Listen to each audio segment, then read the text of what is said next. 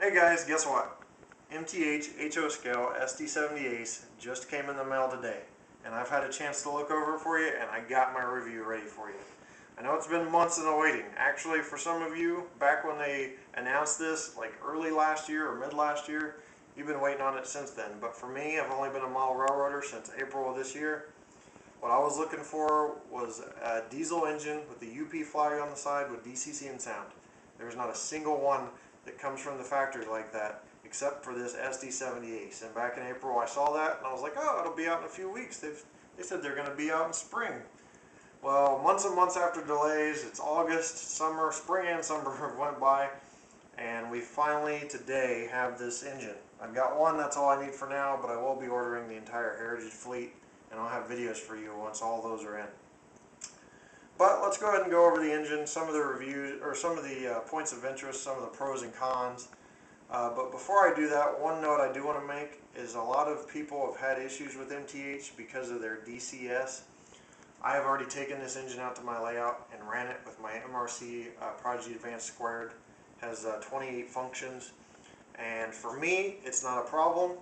I know a lot of you like to mess with the CVs and change each individual CV. I can tell you now, with MTH, you will not be able to do that. So if that's a problem for you, it may be a deal breaker on whether you get this engine. However, the point is, for the average user, for the person who just wants to run the engine, have the sounds, the lights, and all the 28 functions, this is a good engine. It's very detailed. So let's go ahead and take a look at it and move on. First of all, you've got, they say metal handrails. I'm not sure if that's these. These feel metal, so I'm guessing that's what it is. The print on the engine, very clear. The UP flag looks better than the UP flag version I got from Aether in the AC4400. A lot clearer of a picture has come out with that flag. It looks good. Some of the smaller warning decals and stuff, you know, some engines like, or some manufacturers will make those so detailed that you can take a magnifying glass and they'll still be clear. Not the case here. Some of these are smudged. Not really a good job there on those. The speakers are under the, I guess what would be the fuel tank on this engine. So the sound is awesome. That Proto 3 sound, just amazing. On the top, they have redone the horn, made it a smaller horn.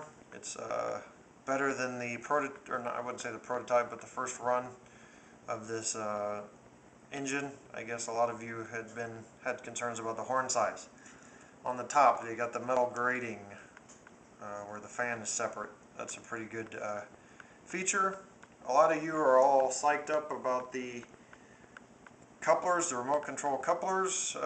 I can tell you that they aren't a lot larger than your regular couplers. MTH has put couplers in the box if you want to change them out. I would almost suggest doing that, and I'll tell you why in part 2 of my video, but a little hint, the coupling doesn't work too well. The uncoupling fine, the coupling is a severe hit and miss, more miss than hit. So also a good feature of this engine is inside the windows you got your cab crew is in there. The crew figures are already in there. They are nicely detailed and painted up, look good.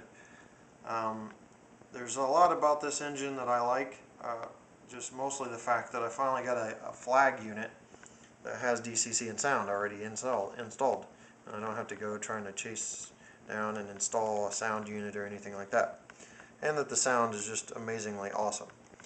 Part 2 of the video will be out on the layout.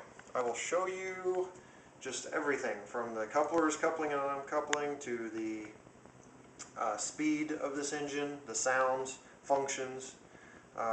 There's a lot of good stuff about this engine, but like I said, one of the major downfalls is that coupling thing doesn't work so well. So anyway, join me out on my layout on part 2 of this. Also, like I said, I am using the MRC Prodigy Advanced Square system. MTH likes this system because it has 28 functions, and I don't know if they got some sort of business deal or what, but there's a lot of guidance on their website about the Prodigy Advanced Squared, because I can reprogram my cab number. They've got step-by-step just directions so I can program my cab number to any number, or I can use the long address versus the short address, which is set at a standard of 3. So anyway, join me out on my layout. Like I said, thanks for watching, and sorry it took so long. These puppies are hard to get a hold of. $249.95 from your retailer whenever they get to your local retailer. Some of them are floating around on the internet for as low as $199.95 on a pre-order offer, or this one in particular I picked up for $208. So anyway, have a good day and see you in part 2.